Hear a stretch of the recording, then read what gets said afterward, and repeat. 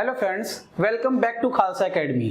Friends, आज के session में हम लोग अपना अकाउंट्स का पहला chapter that is meaning and objectives of accounting discuss करेंगे।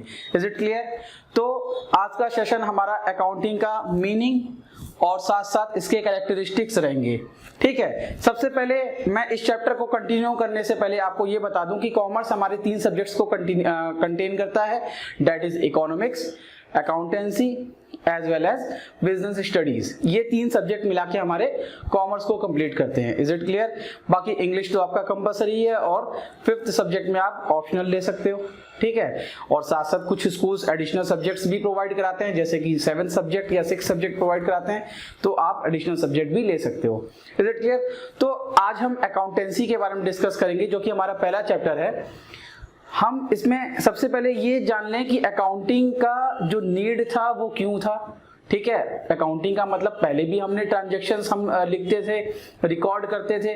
ठीक है, वो हमारा थोड़ा सा जैसे गांव देहात में या पुराने लोग करते थे, आपने देखा होगा ऐसे करके 200 का था, ठीक है, 300 का था। ठीक है, यहाँ पे राम लिख दिए, यहाँ पे सोहन लिख दिए, तो इस तरीके से ये नाम लिख लिख के हम लोग ये एलसीएम वाला जो मेथड चलता है ना, हम लोग जो एलसीएम सॉल्व करते थे उस तरीके से रिकॉर्डिंग होती थी। लेकिन ये आज के समय में आउटडेटेड है। ठीक है, हम एक प्रॉपर डेबिट क्रेडिट का रूल फॉलो करना चालू कर दिए हैं और उसको वैलिड माना गया है गवर्नमेंट के द्वारा भी और दूसरी जगह भी। ठीक है, that is why the need of accounting is required. इसीलिए हमें जो अकाउंटिंग करना बहुत जरूरी है। जैसे कि अगर हम अपने बैंकर्स के पास जाएं तो वो हमसे पूछेगा, भाई क्या कमाते हो, कितना कमाते हो, कितनी सेल्स है, तुम्हारा टर्नओवर क्या है, उस बेसिस पे वो हमको लोन देंगे। ये तो हमको लोन क्यों देगा कोई? मुकेश अंबानी चले जाएं तो सबको पता है कि मुकेश अंबानी है, तो उनको तो तुरंत लोन मिल जाएगा। लेकिन अगर हम जाते हैं तो हमसे पूछेंगे, भाई आपकी क्या कमाई है, कितना कमा लेते हैं, क्या सेल्स करते हैं, कितना रिटर्न ऑन इन्वेस्टमेंट है, ये सारी चीजें हमको बताना पड़ेगा, तो जाके वो हम पे थोड़ा सा बिलीव करते हैं, एकदम थोड़ा सा। ठीक है, तो बिलीव करने के बाद वो क्या करते हैं, हमको लोन फाइनेंस कराते हैं। ठीक है, अब सिर्फ लोन की बात तो नहीं करते हैं, बाकी हम जो पॉइंट्स हैं वो अपने कैरेक्टरिस्टिक्स में डिस्कस करेंगे। तो सबसे पहले हम ये जान लेते हैं कि अकाउंटिंग की मीनिंग क्या है, what is meant by accounting. तो I have given you one definition, आपकी बुक में भी ये लिखा होगा और ये वैलिड डेफिनेशन है because it is written by American Institute of Certified Public Accountant. Is it clear? It is written by American Institute of Certified Public accounting, okay, accountant. तो अब हम ये डिस्कस करते हैं, यहाँ पे line by line, word to word हम discuss करेंगे कि what is accounting. So accounting is the art of recording, classifying and summarising. ठीक है, सबसे पहले तो कोई भी ट्रांजैक्शंस होगा जो कि मॉनेटरी वैल्यू कंटेन करता है, हमको उसको क्या करना है, रिकॉर्ड कर देना है। ठीक है, रिकॉर्ड करने से कभी कोई कंफ्यूजन नहीं होगा। ठीक है, ना पेमेंट देने वाले को ना पेमेंट लेने वाले को, डे वाइज डेट वाइज सारे ट्रांजैक्शंस रिकॉर्ड रहेंगे। ठीक है, that is why we have to record the transactions at that time only when it is being done. ठीक है, तो रिकॉर्डिंग एक बहुत इंपॉर्टेंट फैक्टर है, इसलिए हम अकाउंटिंग करते हैं। तो अकाउंटिंग हमारा क्या कंटेन करता है, हमारा अकाउंटिंग कंटेन करता है recording, because we have to keep all the records of all the transactions in the business whether it is a 1 rupee transaction. भले 1 रुपए का भी ट्रांजेक्शन होगा तो वो भी हमें रिकॉर्ड करना है। आपने देखा होगा आपके बैंक में 57.75 रुपया इंटरेस्ट आ गया, 0.23 इंटरेस्ट आ गया, तो ये क्या चीज है? जब वो पॉइंट्स में डेसिमल में अपने अकाउंटिंग को करते हैं तो क्या हम रुपीज में अपने ट्रांजेक्शन्स को रिकॉर्ड नहीं करेंगे? ऑब्वियस सी बात है, हम उसको भी रिकॉर्ड करेंगे। That is why recording is compulsory. After that we have to classify. हम लोग को क्या करना चाहिए, हम लोग को क्लासिफाई करना है। क्लासिफाई मतलब हमें ये पता होना चाहिए ये ट्रांजैक्शंस किस टाइप का है। तो क्लासिफिकेशन में जैसे हम सेल्स बुक में रखें, परचेज बुक में रखें, कैश बुक में रखें, सैलरीज में रखें, तो this is the type of classification. ठीक है, अब हम यहाँ पे बात करते हैं क्लासिफाइंग का मतलब क्या हो गया कि हमें ये बताना है कि वो ट्रांजैक्शन किस टाइप का है, वो ट्रांजैक्शन किस टाइप का है, उस टाइप में उस ट्रांजैक्शन को रिकॉर्ड करेंगे। जैसे कि फॉर एग्जांपल मान लो अगर मेरे बैंक अकाउंट में पैसा आएगा तो मैं बैंक में रिकॉर्ड करूंगा, ना ही मैं अपने कैश बुक में रिकॉर्ड करूंगा। That is why it is called as classifying, हमको ये पता होना चाहिए कि मेरा जो ट्रांजैक्शन है वो कहाँ का है और हमें उसे किस बुक में रिकॉर्ड करना है। Is it clear? Now coming to the next point, that is summarising. Summarising मतलब क्या हो गया? समराइजिंग मतलब ये हो गया कि हमने जो भी ट्रांजैक्शंस रिकॉर्ड करना है वो सारे ट्रांजैक्शंस की एक छोटी सी समरी हो। जैसे कि फॉर एग्जांपल मान लो कि मैंने अपने जो ओनर है, ठीक है, मैं एक कंपनी का मैनेजर हूं मैं, और मेरा एक ओनर है, ठीक है, जिनके यहाँ मैं काम करता हूं। अगर उसने पूछा कि ये जो 9000 का गुड्स आपने किसको बेचा, तो मैं उनको ये तो कह सकता हूँ रामू आया था, सोनू आया था, सोहन आया था। तो that is what? That is summarising. Summarising का मतलब क्या हो गया? हम उनको एक समरी दे सके। समरी दे सके मतलब छोटी सी डिस्क्रिप्शन या डिटेल्स दे पाए, दैट इज कॉल्ड समराइजिंग। तो समराइज करना होता है in a significant manner. Significant manner मतलब एक वे, जिस वे में अकाउंटिंग को रिकॉर्ड किया जाता है, क्योंकि वो वे ही फॉलो होगा।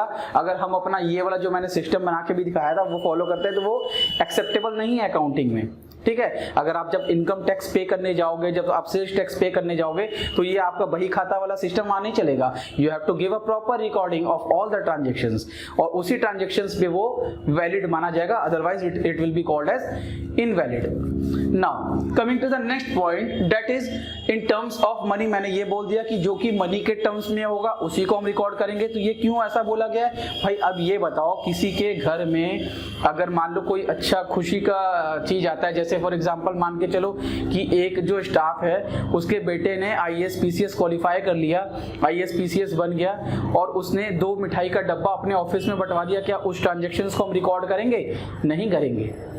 Is it clear? लेकिन अगर एक ऑर्गेनाइजेशन अपने एम्प्लॉइज को पैसे प्रोवाइड कराती है, गिफ्ट प्रोवाइड कराती है, बोनस प्रोवाइड कराती है, और वो मिठाई का डब्बा अगर बांटती है, तो वो ट्रांजैक्शंस रिकॉर्ड होगा, because that will be called in the monetary terms, ठीक है। तो वहां पे इसीलिए हमने ये बताया आपको कि मॉनेटरी टर्म्स मतलब क्या हो गया? जो कि मनी के टर्म्स में, मनी के टर्म्स में वो रिकॉर्ड करना जरूरी है। अगर वो मनी के टर्म्स में नहीं है तो उसको हम रिकॉर्ड नहीं करते हैं, उसमें कुछ ना कुछ अमाउंट रिक्वायर्ड होता है। Is it clear? Now coming to the next point, that is transactions and events. अब ये transactions and events क्या है? मतलब वो transactions रिकॉर्ड करेंगे जो कि ट्रांजेक्शन हो। जैसे हमने बोला कि मैं अपने फ्रेंड के घर गया, ये कोई ट्रांजेक्शन नहीं है, ठीक है। ट्रांजेक्शन हम किसको मानेंगे? जैसे कि एक कंपनी अपने एम्प्लॉइज को किसी तरीके से कोई एक बेनिफिट प्रोवाइड कराती है, वो ट्रांजैक्शंस हो जाता है। जैसे कि हम बात करते हैं, अगर आप जानते हो कि जैसे एक बिग बाजार है और बिग बाजार वालों ने अगर अपने एम्प्लॉइज को 20% डिस्काउंट दे दिया, कंज्यूमर को वो उतना नहीं दे रहे हैं लेकिन अपने एम्प्लॉइज को 20% डिस्काउंट दे दिया, तो वो 20% का क्या होगा? उनको रिकॉर्ड करना पड़ेगा, क्योंकि that will be in the terms of money. अब वो ट्रांजैक्शन बन गया। गिफ्ट में कोई चीज दे दिया, अब वो गुड्स को तो रिकॉर्ड करना ही पड़ेगा, तो वो भी ट्रांजैक्शन बन गया, because it has the monetary value. हम अपने एम्प्लॉइज को प्रमोशन के लिए, ठीक है, विश करेंगे, तो that is not transaction. Wish करना क्या ट्रांजैक्शन थोड़ी है? हम किसी को कह देंगे कि तुम तो बहुत अच्छा काम करते हो, one time you will become the director of a company, one day you will become the manager of the company, one day you will become the boss of the company, कुछ भी बन सकते हो। तो वो क्या ट्रांजैक्शन थोड़ी है? Transactions means that will be in terms of money. Is it clear?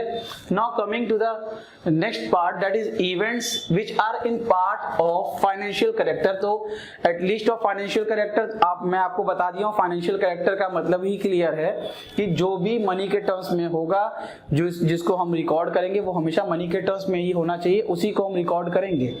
And interpreting the result thereof. अब हम रिकॉर्ड बार बार रिकॉर्ड कर रहे हैं, लेकिन क्यों रिकॉर्ड करते हैं? रिकॉर्ड इसलिए करते हैं कि लास्ट में हमको ये पता करना होता है कि हमारी प्रॉफिट्स हुई कि हमारा लॉस हुआ, हम अपनी कंपनी में क्या चीज मिस्टेक किए, किस कारण से मेरे सेल्स कम हो गए, किस कारण से हमने बहुत अच्छा काम किया और मेरे प्रॉफिट्स बढ़ गए, किस कारण से मुझे लॉस हो गया। That is interpreting the result thereof. हम यही जानना चाहते हैं कि मेरे नुकसान हुए तो क्यों हुए, फायदे हुए तो क्यों हुए, कहाँ पे मेरे पास अपॉर्चुनिटीज हैं। तो that is interpretation of result. Okay, एक अकाउंटेंट का रिकॉर्ड करने का जो पर्पस होता है वो यही रहता है कि वो लास्ट में यही बता पाए कि आपकी ऑर्गेनाइजेशन फायदे में जा रही है कि नुकसान में जा रही है। Is it clear? तो मेरे ख्याल से आपको अकाउंटिंग की मीनिंग तो क्लियर हो गया होगा कि what do you mean by accounting. Now coming to our next point that is characteristics of accounting. अब हम ये बात कर लेते हैं कि अकाउंटिंग के कैरेक्टरिस्टिक्स क्या क्या हैं। ठीक है, फीचर्स भी कह सकते हैं, कैरेक्टरिस्टिक्स भी कह सकते हैं। तो first feature of the accounting is an art as well as science. बोला गया है कि अकाउंटिंग क्या है, आर्ट भी है और साइंस भी है। देखो बच्चों, आप ये समझ जाओ कि आर्ट और साइंस में क्या डिफरेंस होता है। आर्ट होता है कला और साइंस होता है विथ रूल्स। तो हम ये कह सकते हैं कि art is pre determined objective. जैसे कि एक पेंटर जो कि आर्टिस्ट है, उसको पहले से वो सोच लेता है कि मुझे इस चीज की पेंटिंग बनानी है। That is why it is said as art। लेकिन यहां पे जो बताया गया है, साइंस क्यों बोला गया है इसको, because it has specific principles. जैसे मैंने अभी डेबिट क्रेडिट आपको बोला, हो सकता है आपको समझ में ना आया हो what is debit and what is credit, but these rules have to be followed in accounting. हमें वो रूल्स फॉलो करने हैं, इसीलिए आप अकाउंटेंसी पढ़ रहे हो, नहीं तो आप क्यों पढ़ते। ठीक है, that is why it is called as science. मतलब साइंस के कुछ रूल्स होते हैं, कुछ प्रिंसिपल्स होते हैं जिसको रिकॉर्ड करना जरूरी है, फॉलो करना जरूरी है, उसी वे में होना चाहिए जिस वे में बताया गया है। जैसे कि आर्किमिडीज प्रिंसिपल ने बताया था कि भाई अगर कोई चीज ऑब्जेक्ट रहेगा तो ऐसा रहेगा तो वो डूब जाएगा, ऐसा रहेगा तो नहीं डूबेगा। या न्यूटन्स लॉ ने बताया था कि कोई चीज ऊपर से गिरेगी तो नीचे गिरेगी बिकॉज ऑफ ग्रेविटी। तो these things are what? These things are related to science। Science मतलब वो वैसा ही होता है, अगर से ऊपर से आप गिराओ या मैं गिराऊं या न्यूटन गिराए, नीचे ही गिरता है, वो नीचे से ऊपर नहीं चला जाएगा। Is it clear? तो इसीलिए हम कह सकते हैं कि साइंस का मतलब क्या हुआ, साइंस मतलब हो गया अकाउंटिंग को साइंस क्यों बोला गया, क्योंकि उसके रूल्स हमको फॉलो करने हैं। We have to follow those rules, otherwise it will not be called as valid। ठीक है, and this I have explained you कि आर्ट क्यों कहा जाता है। आर्ट इसलिए कहा जाता है क्योंकि उसके प्री डिटरमाइंड ऑब्जेक्टिव होते हैं। एक जैसे पेंटर का मैंने एग्जांपल दिया, या एज अ मैनेजर आप पहले से ही सोच लोगे कि इस साल मुझे अपनी कंपनी को 10वें पोजीशन से 5वें पोजीशन पे लेके आना है। तो that is what, that is pre determined objective. इसी को तो कला कहते हैं। कला मतलब हम क्या कर सकते हैं। ठीक है, that is only art. Okay, hope this point is clear to you। now coming to the next point, that is recording of financial transactions only। मैंने अभी आपको बताया कि financial transactions को ही रिकॉर्ड करते हैं। क्यों? which cannot be measured and expressed in terms of money, means we do not record all those transactions which cannot be measured or expressed in terms of money। जो भी transactions हमारे money के terms में नहीं होंगे, ठीक है, जिसको हम मेजर नहीं कर सकते हैं। जैसे कि मेरा एक एम्प्लॉय लोअर लेवल से ऊपर लेवल में आ गया, हमें बहुत खुशी है, लेकिन उसकी खुशी हम मेजर नहीं कर सकते हैं। मॉनेटरी वैल्यू तो उसकी नहीं निकलेगी। ठीक है, भले उसकी सैलरी बढ़ गई, पहले वो 20,000 पाता था, वो 25,000 पाएगा, दैट इज डिफरेंट थिंग, लेकिन इस खुशी को हम मेजर नहीं कर सकते हैं। Is it clear? तो which cannot be measured and expressed in terms of money, those transactions will never be recorded। हम उसी ट्रांजेक्शन्स को रिकॉर्ड करेंगे जिसका फाइनेंशियल कैरेक्टर हो। Is it clear? Now coming to the third point, that is recording in terms of money। ये वही है financial transactions जो मैंने आपको अभी ये बताया कि हम लोग जिसको मेजर नहीं कर सकते हैं मनी के टर्म्स में, उसको रिकॉर्ड नहीं करते हैं। और यहाँ पे ये बताया गया है कि हमेशा हम वही ट्रांजेक्शंस को रिकॉर्ड करेंगे जो कि मॉनेटरी वैल्यू रखे। जैसे ट्रांजेक्शंस विच है मॉनेटरी वैल्यू, जो मॉनेटरी वैल्यू रखे उसी को हमें रिकॉर्ड करना है। तो फाइनेंशियल ट्रांजैक्शंस और इसमें डिफरेंस क्या होगा? फाइनेंशियल ट्रांजैक्शंस का मतलब ये हो गया कि वो ट्रांजैक्शंस जिसको हम मेजर कर सकें उसको रिकॉर्ड करना है, और मनी के टर्म्स मतलब मनी वाला रहेगा तो रिकॉर्ड तो करेंगे ही करेंगे। Is it clear? Yes. Now coming to the next point, that is classifying. अब आप ये देख पा रहे हो क्लासिफाइंग। ठीक है, क्लासिफाई करने का मतलब क्या हो गया? Grouping transactions. क्लासिफाई का मतलब क्या हो गया? हम क्या करेंगे? Grouping transactions of one nature at one place, of one nature at one place। एक टाइप का नेचर का, जैसे मैंने अभी बताया सेल्स वाली बात है, तो सेल्स की रिकॉर्डिंग हम सेल्स की रखेंगे, जो परचेज करके लाएंगे, जो खरीद के लाएंगे वो खरीदने वाली बुक में रखेंगे। ठीक है, जो हमने किसी को पैसा दिया वो हम पैसा देने वाले में रखेंगे या उस बंदे के नाम में रखेंगे कि इस बंदे को मैंने इतना पैसा दिया। अगर हम अपने पैसे को बैंक में डिपॉजिट करेंगे तो हम बैंक में उस पैसे को रिकॉर्ड करेंगे। तो डेट इज व्हाई हम यहाँ पे कह सकते हैं कि क्लासिफाइंग का मतलब क्या हो जाएगा कि हम एक टाइप के अकाउंट्स को एक जगह जो रखते हैं उसको हम क्या बोलते हैं, classifying. Is it clear? Classifying का मतलब क्या होगा, जब हम एक ट्रांजैक्शंस को एक जगह पे रखते हैं, ठीक है, उसको हम क्लासिफाइंग करते हैं। जैसे कि सेल्स का जो आइटम है वो सेल्स में रहेगा, परचेज का आइटम परचेज में रहेगा, सैलरीज का आइटम सैलरीज में रहेगा, एक्सपेंसेस का आइटम एक्सपेंसेस में रहेगा। तो जिस टाइप का ट्रांजैक्शंस हैं हम उसको क्लासिफाई करके उसी में रिकॉर्ड करते हैं। Is it clear? जो कि मैंने आपको ऊपर भी बताया था। Now coming to the next point that is summarising. Summarising मैंने भी जस्ट आपको बताया, समरी निकालना। समरी का मतलब क्या हो गया, उसके बारे में छोटी सी डिटेल्स कि मैंने इतने का गुड्स परचेज किया, मैंने इतने का गुड्स सेल किया, मैंने इतने का एडवर्टाइजिंग एक्सपेंसेस लगाया, मैंने इतने का पेट्रोल खर्चा किया।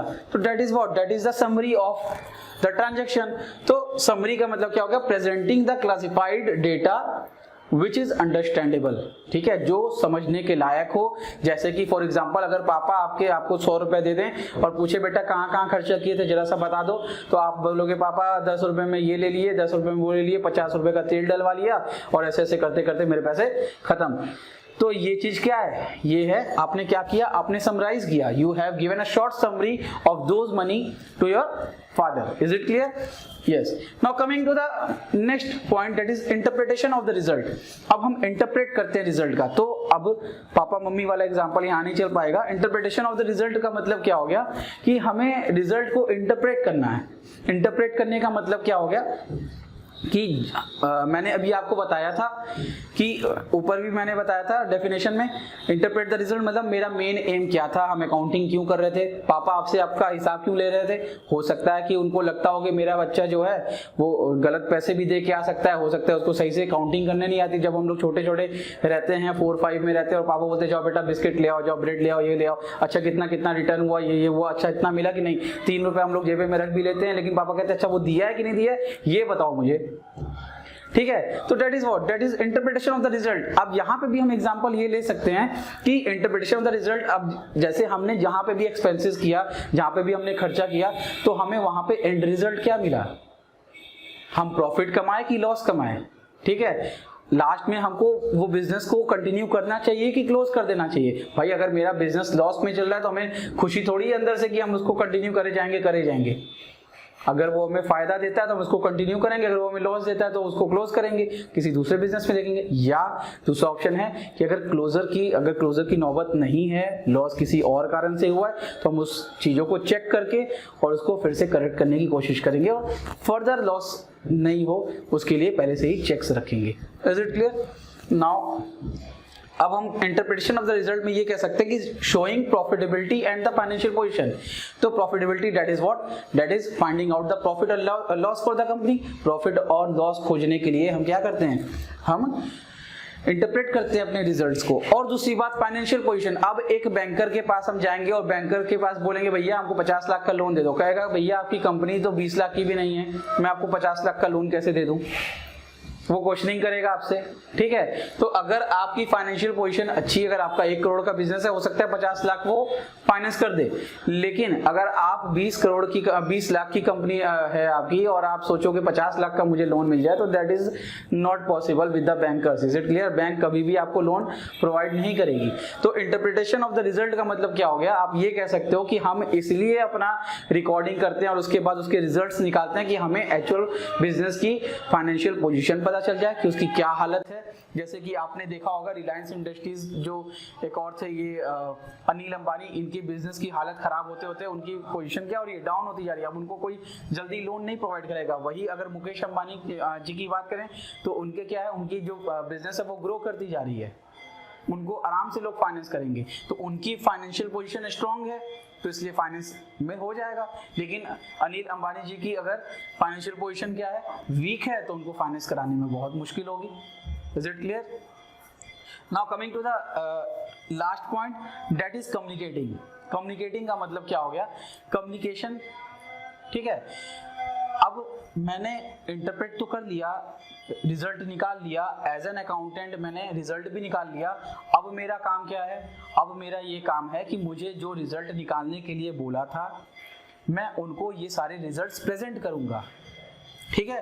तो the financial data to the users for individual requirements. अब जैसे बैंकर मुझे बोलता है कि भैया हमको ये दे दो कागज, तो मैं उनको ये डिटेल्स निकाल के दे दूंगा। अब मुझे ओनर, डायरेक्टर, ठीक है, वो बोलते हैं कि ऐसा है सर कि आप पूरा ये डॉक्यूमेंट्स निकाल के लाइए, मुझे देखना है कि मेरा बिजनेस प्रॉफिट्स में चल रहा है कि लॉस में चल रहा है, तो मुझे उनको प्रेजेंट करना पड़ेगा। तो that is what, that is communicating. Communication में सिर्फ ये लोग नहीं आते हैं, आप जानते हो कम्युनिकेशन में बहुत सारे लोग आते हैं। एम्प्लॉयज भी जानना चाहता है हम किस ऑर्गेनाइजेशन के साथ काम कर रहे हैं, जैसे कि टाटा के साथ काम करना, रिलायंस के साथ काम करना, एक बहुत अच्छा ब्रांड इमेज बनता है एम्प्लॉयज का भी कि हम बहुत अच्छी ऑर्गेनाइजेशन के साथ काम कर रहे हैं, ठीक है। तो हम ये कह सकते हैं कि कम्युनिकेटिंग का मतलब क्या हुआ कि वहाँ पे बहुत सारे यूजर्स होते हैं, बाहर के जो इन्वेस्टर्स होते हैं वो भी देखते हैं कि आपकी कंपनी किस लायक है। जैसे कि आपने फेसबुक का एग्जांपल देखा है, फेसबुक के जो मालिक हैं मार्क जुकरबर्ग, उन्होंने रिलायंस इंडस्ट्रीज में अपना पैसा इन्वेस्ट किया क्योंकि वो देख रहे थे कि ये ग्रोइंग कंपनी है, ठीक है, इसीलिए वो 9 पॉइंट कुछ परसेंट, नियरली 10% के अराउंड उन्होंने इन्वेस्टमेंट किया। तो that is what this is financial data to be the users of individual requirement. उन्होंने ये देखा कि ये इतने मिलियन, इतने बिलियन की कंपनी है, भाई इसमें इन्वेस्ट करो, रिटर्न तो मिलना ही मिलना है, अच्छा, ठीक है। तो इसीलिए कम्युनिकेशन की रिक्वायरमेंट होती है। तो कम्युनिकेशन हम मालिक को कर सकते हैं, कम्युनिकेशन हम एम्प्लॉइज को कर सकते हैं, कम्युनिकेशन हम बैंकर्स को कर सकते हैं, इनकम टैक्स डिपार्टमेंट को कर सकते हैं, गवर्नमेंट को कर सकते हैं, एक्सेट्रा एक्सेट्रा। तो कम्युनिकेशन का मतलब क्या हो गया, हमने ये जो डेटा निकाला अपने लिए निकाला, अपने मालिक के लिए निकाला, बैंकर्स के लिए निकाला, इन्वेस्टर्स के लिए निकाला, गवर्नमेंट के लिए निकाला, इनकम टैक्स पे करने के लिए निकाला, सेल्स टैक्स पे करने के लिए निकाला। तो ये सारी चीजें मिला के हमारे क्या होता है, ये हमारी चीजें मिला के कम्युनिकेटिंग होता है। क्योंकि कभी भी इनकम टैक्स का छापा पड़ेगा तो वो तुरंत आके आपसे आपकी बुक्स मांगेगा, अगर आप उनको प्रेजेंट नहीं करोगे तो वो फाइन चार्ज कर देगा या सीज कर देगा बिजनेस को। Is it clear? So that is why accounting is must for every business. As an accountant, you have to manage all the things properly in a proper way. अगर आप उसमें जरा सी भी मिस्टेक्स करते हो तो your company will be liable for that. Is it clear? तो मुझे लगता है कि आपको अकाउंटिंग की डेफिनेशन और साथ साथ कैरेक्टरिस्टिक्स ऑफ अकाउंटिंग क्लियर हो गया होगा। इसके बाद भी मैं वीडियोस आपको प्रोवाइड कराऊंगा, ठीक है। आप लगातार हमारी वीडियोस को देखते रहिए और मैं आपसे ये कोशिश करूंगा, आपके साथ मैं हर एक चैप्टर का टेस्ट सीरीज देने की कोशिश करूंगा।